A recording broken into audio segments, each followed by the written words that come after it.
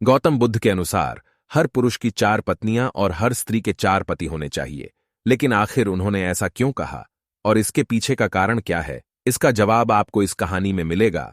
तो गौर से सुनिएगा इस कहानी को। एक व्यक्ति की 4 पत्नियां थीं। उस दौर में पुरुषों को एक से अधिक पत्नियां रखने का अधिकार प्राप्त था।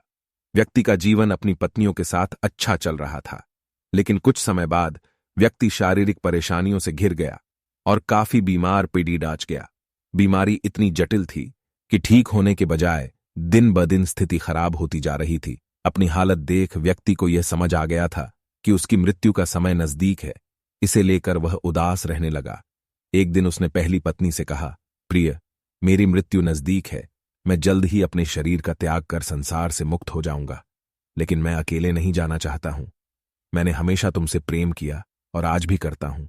क्या तुम मेरे मृत्यु के बाद मेरे साथ चलोगी?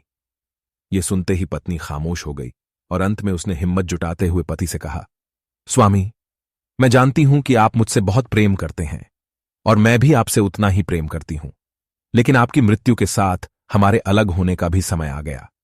यह कहते हुए पहली पत्नी ने मृत्यु के बाद उसके साथ चलने से इनकार कर दिया। इसके बाद व्यक्ति अपनी दूसरी पत्नी के पास जाकर उससे भी यही प्रश्न पूछते हुए कहता है, क्या तुम मृत्यु के बाद मेरे साथ चलोगी? जवाब में दूसरी पत्नी कहती है, जब आपकी पहली पत्नी ने ही आपके साथ जाने से इनकार कर दिया, तो मैं आपके साथ कैसे जा सकती हूं? यह कहते हुए वह भी उसके पास से चली जाती है। व्यक्ति की मौत अब बेहद करीब रहती है और वह मृत्यु के बाद अकेले होने के कारण उदास मन से तीसरी पत्नी को बुलाकर भी यही प्रश्न करता है। तीसरी पत्नी भी मृत्यु के बाद उसके साथ जाने से इनकार कर देती है। मृत्यु को और करीब पाकर अब व्यक्ति की सारी उम्मीदें खत्म हो चुकी होती हैं और अंत में वह अपनी चौथी पत्नी को बुलाता है और हिम्मत जुटाकर वही प्रश्न पूछता है जो उसने अपनी 3 पत्नियों से पूछे थे। व्यक्ति कहता है, मैं मरने के बाद जहां भी जाऊंगा, क्या तुम भी मेरे साथ वहां चलोगी? तब चौथी पत्नी कहती है, स्वामी, मैं आपके साथ जरूर चलूंगी।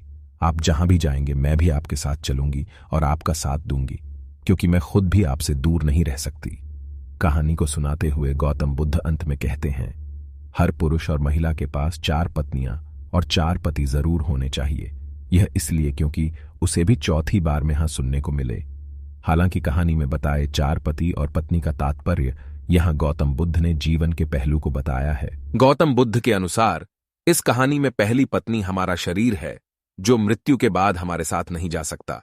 इसलिए मृत्यु के बाद शरीर को जला दिया जाता है या दफना दिया जाता है। दूसरी पत्नी है हमारा भाग्य है। मृत्यु के बाद हमारा भाग्य भी यहीं छूट जाता है और हम उसे साथ नहीं लेकर जा सकते हैं। तीसरी पत्नी का संबंध रिश्तों से है। मृत्यु के बाद रिश्ते नाते सभी यहीं छूट जाते हैं और हम चाहकर भी इसे अपने साथ नहीं लेकर जा सकते हैं। कहानी में चौथी पत्नी, जो कि साथ जाने के लिए तैयार हो जाती है, इसका संबंध हमारे कर्म से है। कर्म ही एकमात्र ऐसी चीज है जो मृत्यु के बाद हमारे साथ जाती है। कर्म ही वह चीज है जिससे हमारे पाप पुण्य का लेखा जोखा होता है और मृत्यु के बाद हमारी आत्मा को स्वर्ग या नरक की प्राप्ति होती है।